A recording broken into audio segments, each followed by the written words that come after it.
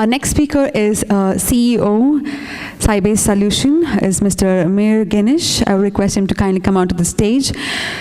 CEO of Cybace Solution, providing sophisticated solutions for homeland cybersecurity and intelligence platform. 35 years of services as a managing director, regional head and operations experience spread across the globe.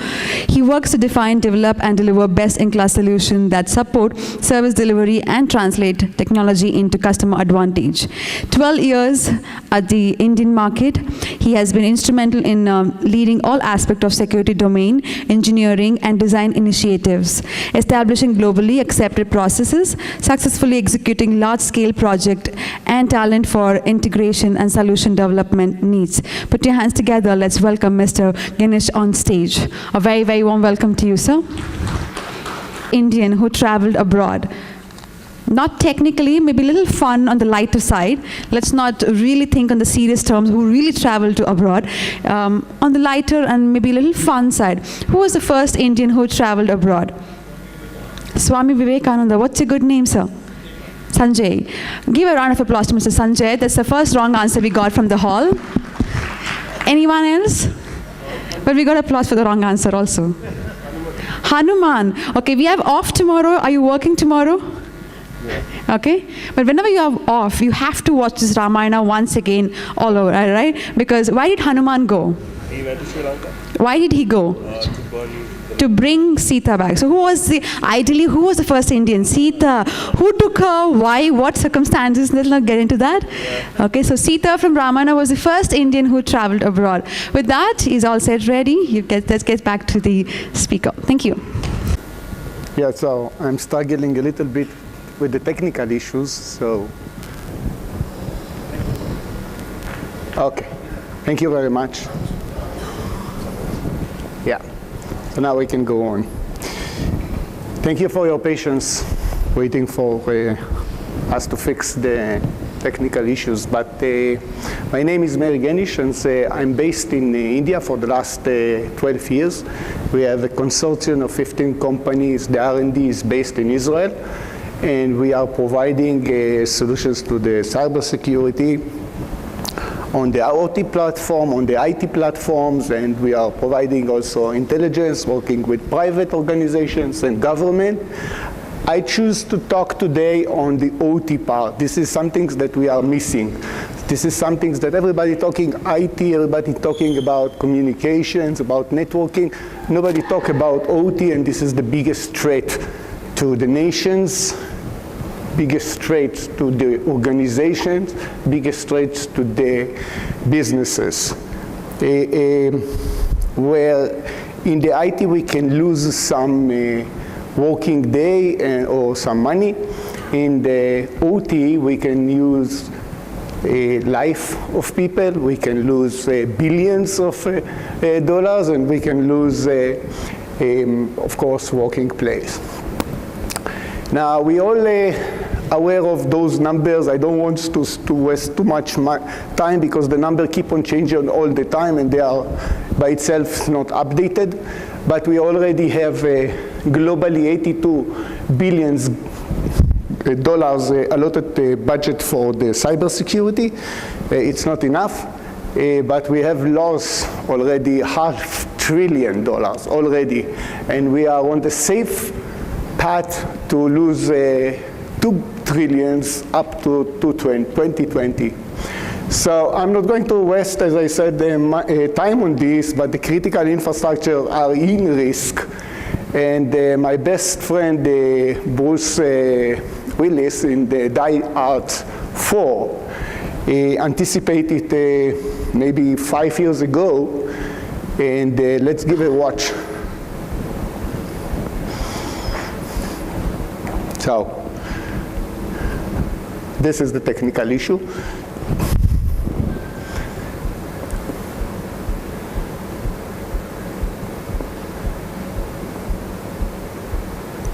Okay, it doesn't work.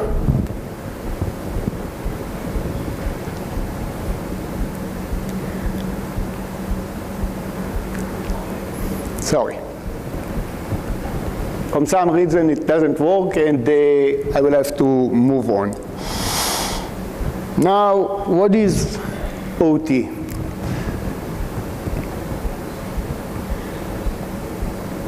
OT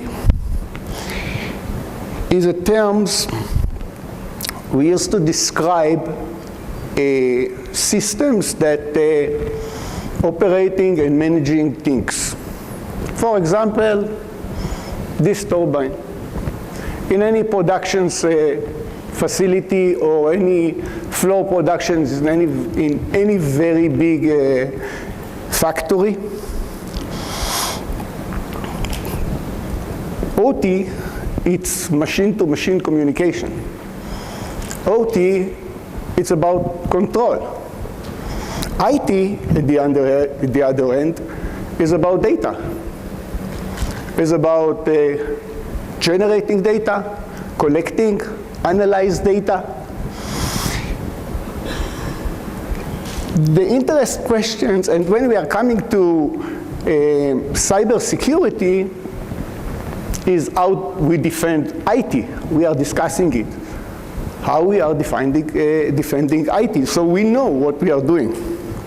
The interesting question is, do we defend OT the same way that we are defending IT? And what happens if we mix them both? So, considering it, we need to consider it because OT is evolving. And OT is not stay behind, it's moving forward. And OT now is what used to be simple systems in small factory or big factory connected to nowhere, now evolve into a platform where you have a grid or you have a critical infrastructures, data center, building transportations, smart city. And when we are saying smart, we mean OT. You might don't understand it, but I will repeat. The smart part of smart nations, of smart city, of smart grid, smart critical infrastructure is actually OT. Now, it doesn't mean that the turbines that I talked about is going tomorrow to be connected to the cloud. It has dozens of sensors collecting, measuring. We need to set up the turbine to do predictive maintenance. Therefore, it's not going to happen. It will remain on the control of the premises. It's not going to happen in the cloud. So,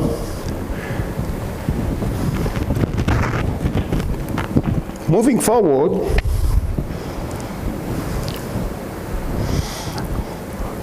when we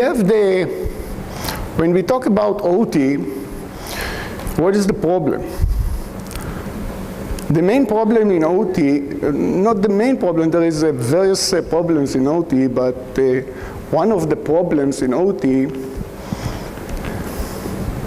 is that since we don't have authentications, because it's control, it's no data. We don't have authentication, we don't have authorization, we do not have encryption. And even if we try to install an endpoint agent, we most probably face problems with the operation system outbound. Or if we're forced to install some things, we might void the warranty. But this is not the biggest problem. The biggest problem of OT, it's actually the multiple of vendors that the OT have. You may don't understand. everything in OT is proprietary. We have hundreds of vendors supplying their controllers, their system. Each vendor has his own proprietary, unique protocol. Now, if we don't understand what is flow in our networks, we most probably don't understand the language. If we don't understand the language, we do not have visibility. And if we don't have visibility, we are not secure. We have no clue what is going on. So even the thought about the difference between IT and OT is different. While IT is data. We are aware about data, how to treat data, how to manage data. Attacker also know. And in the IT scenario, the attacker taking control of one machine is doing lateral movement. He did not find the data that he is looking for. He's doing, again, lateral movement, and he's going to another box and another box until he finds what he wants. There's the data. In OT, it's different. In OT, since there is no authentication and not authorization and no encryptions, every node can tell the other nodes to change the firmware, to change the parameters, to do reset. So actually there is no, not a lateral movement necessary in this case.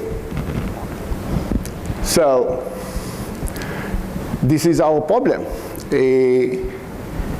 And everything related to security is an issue, while in IT, we have quite a lot of solutions in our desk, and we just need to choose what we believe. There is the people that believe that on anomaly detections, people that believe on deceptions, there is people believe on preventions, everyone with his preference, but there is a solutions in place. Maybe it's not complete, there is a solution. In OT, there is none. So, and this is because of the language. Now,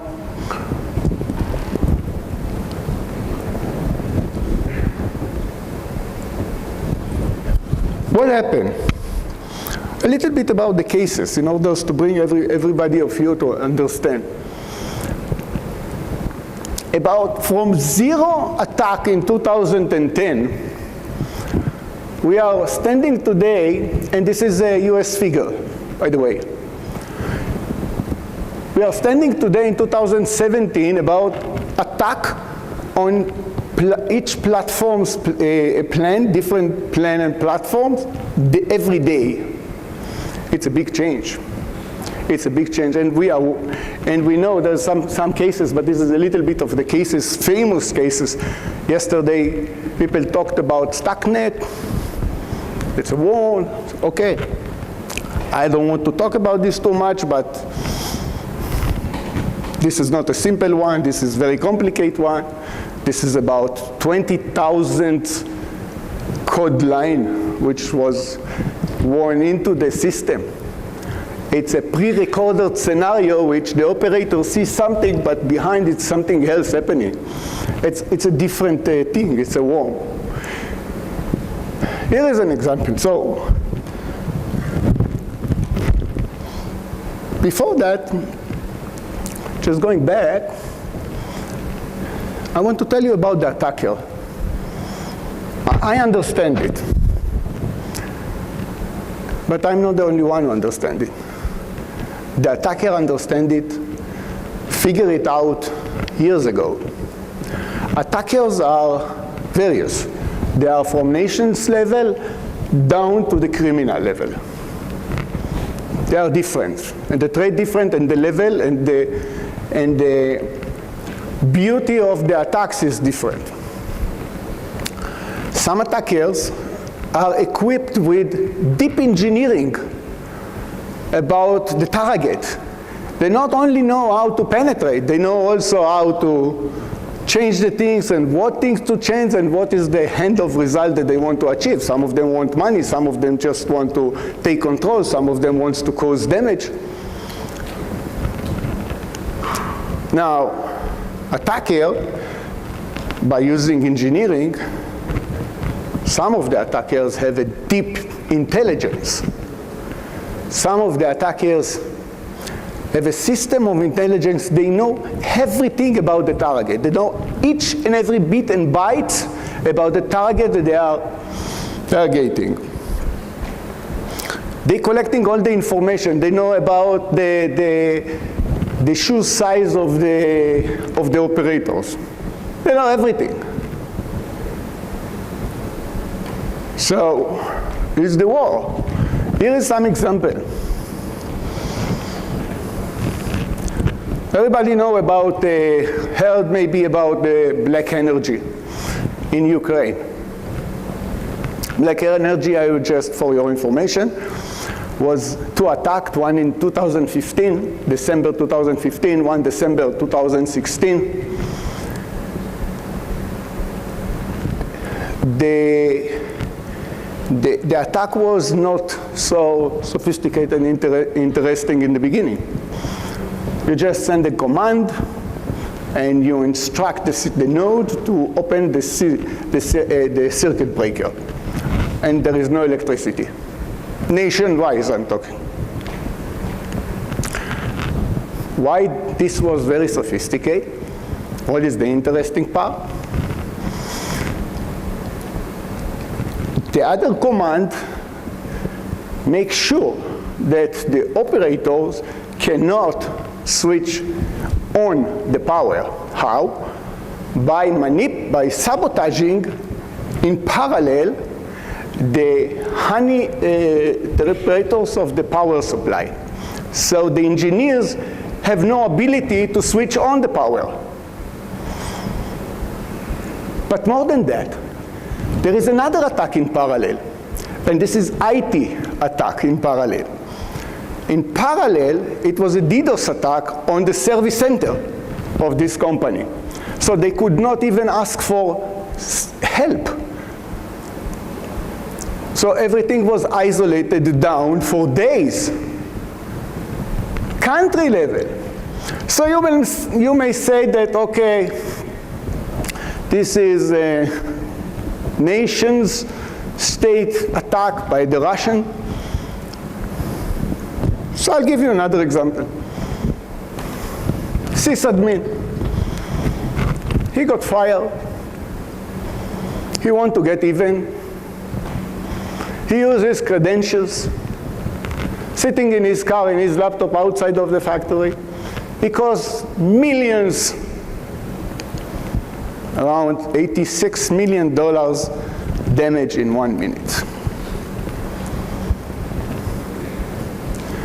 So this is insider attack. There is more and more and more example of IT, OT, IT together and separate. But they are combined. Now we need to look into it together. Organization cannot say IT and leave the OT. It does not exist anymore. And the damage here is billions. The damage is nation level. And it's easy.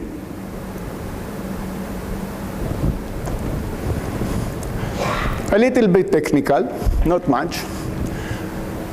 Just to put you in line with me about how it's built. So do you see the gray box?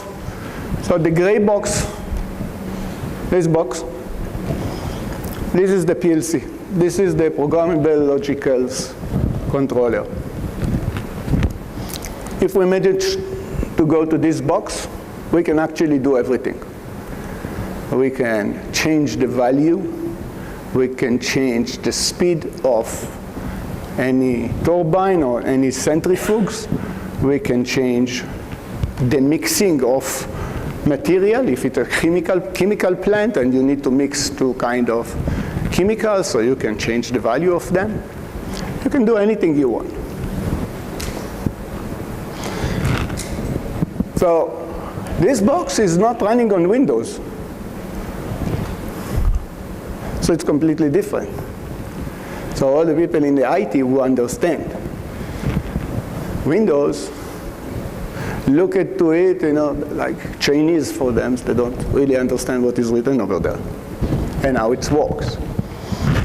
And it's built on 3 different aspects. You have the control room, then you have, of course, the operations, and you have the remote sites, which is the sensors. And the sensors are connecting to this and give all the measurement and indications to the control. Don't want to go too deep, but this is very simple, but very proprietary. So what is the threat vectors? We can have an insider, like we've seen before, the example that I gave. You can have an insider threat. Some of the employees getting fired, they want to revenge. We know all those things. But we can have also some of the engineers having some other friends that need some things, or other vendors that he favors and is giving him credit, and could be. There is a direct attack from the IT part. There is always connections between the IT and OT in some gate. There is. So WannaCry was one of the attacks that's taking advantage on the IT connections. But simply not patching the Windows server of the endpoint. Nothing related to OT.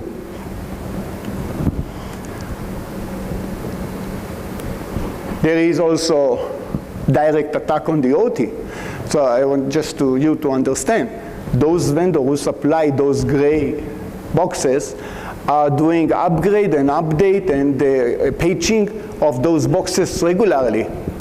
So you open to them worldwide connection. Okay? So this is another trait. Another trait vectors is indirect attack. Your operator engineers going home, surfing, buying something from Amazon, everything's nice. As I said, the attackers have the intelligence, who is he exactly, and he is finding him at home when the security is less, even though he's using VPN. And he's taking the opportunity, he's penetrated, he planted something. The day after, week after, months after, when he connected to the OT, his laptop to the OT, it's follow, and the attacker getting the signal that it's in. Now, next step. So this is the threat. It can be also by devices of USB, of course, and everything. So all the options that you know from IT is attack can be happen here.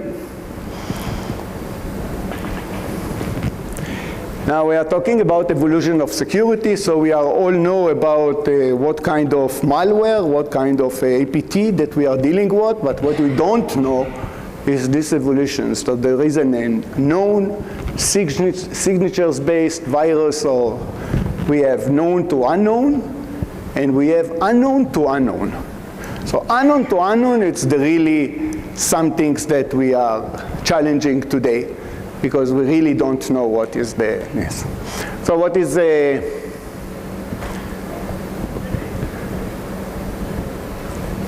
is scary me is that it's not India, it's a worldwide, and it's not sector-wise, it's all the sectors.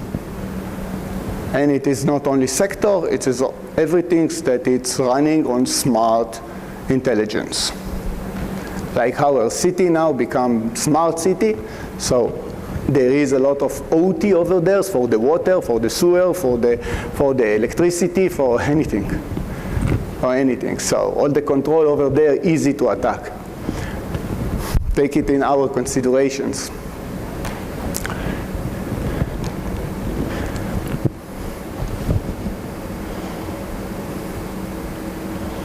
Yeah, challenging. My mistake. So where we do start? So I will run with you, since I hope you did not lose me. I will run with you about what we talk and summarize it. So we have the inherent insecure. So we talked about flat network architecture, about no authentication, encryptions, and insecure protocols, rare patching. We talked about increasingly connected. So vendors, remote access, it's a threat. Supply chain is a threat. You get new box, you put it, you don't know what is inside. So you just connect it. Internal threat, engineers and frustrated employee.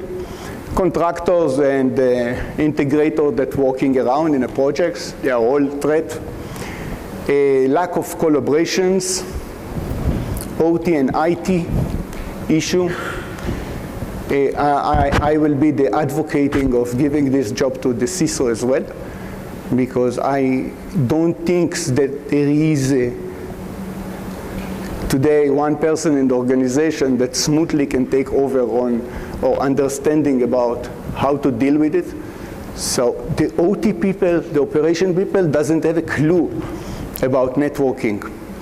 So it makes sense, and at the end of the day, you will see that we are connecting it to the SOC, so it makes sense that the CISO will take this. So,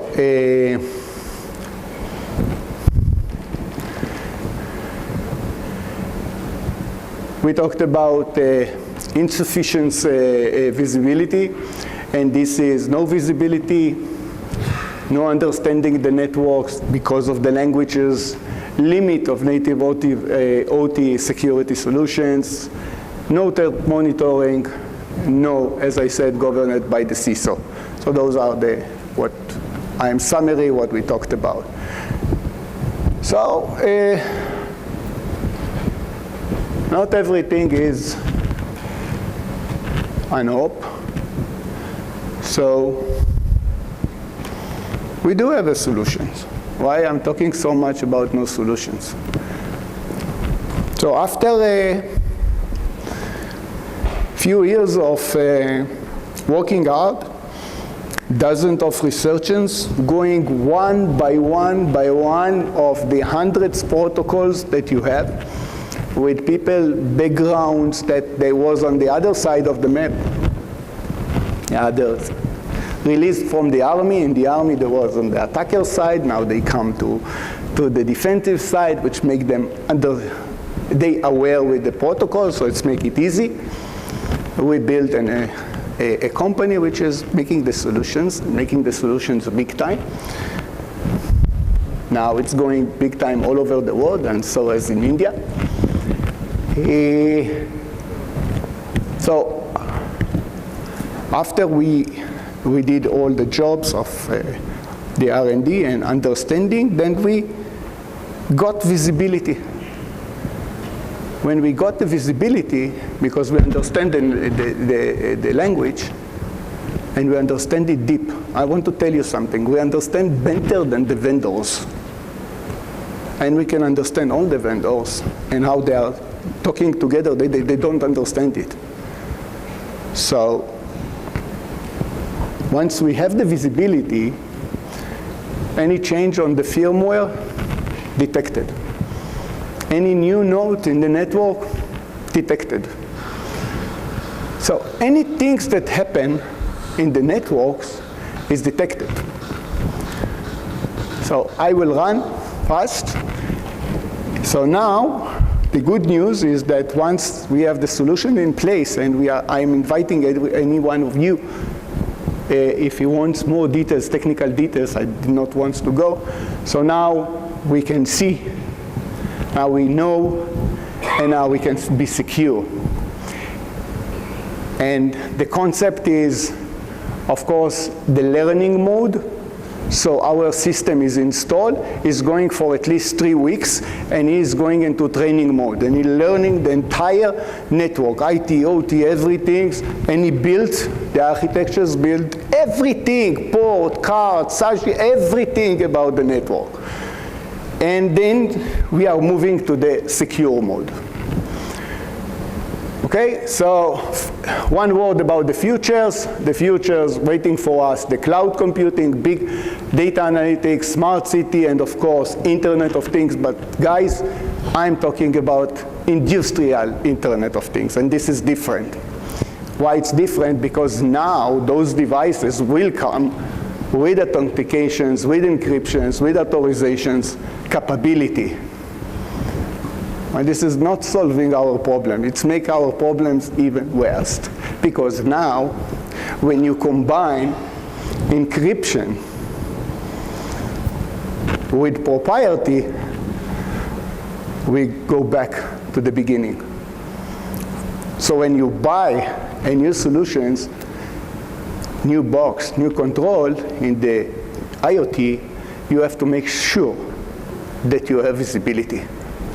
Because if you don't have visibility, you are not secure.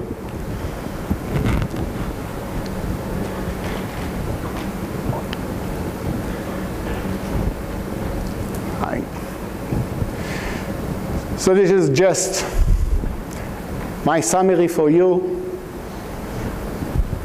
And my recommendations: understand your risk, get the risk analysis, build your governance, okay? Put a CISO in place, implement it, the secure monitoring as fast as possible, and connect it to the SIEM SOC that you have in place on the IT environment, and make them unique and get and treat it properly. So the final doesn't want to come.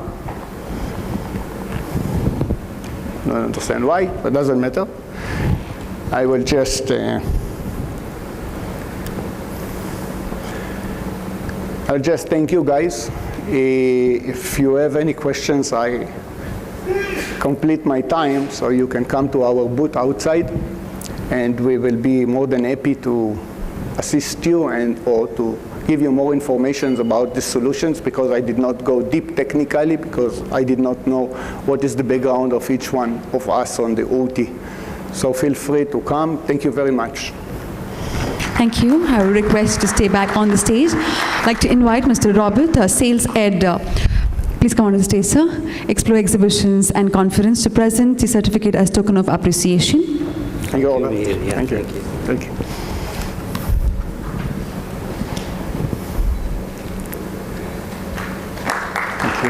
Thank you, Robert. Thank you.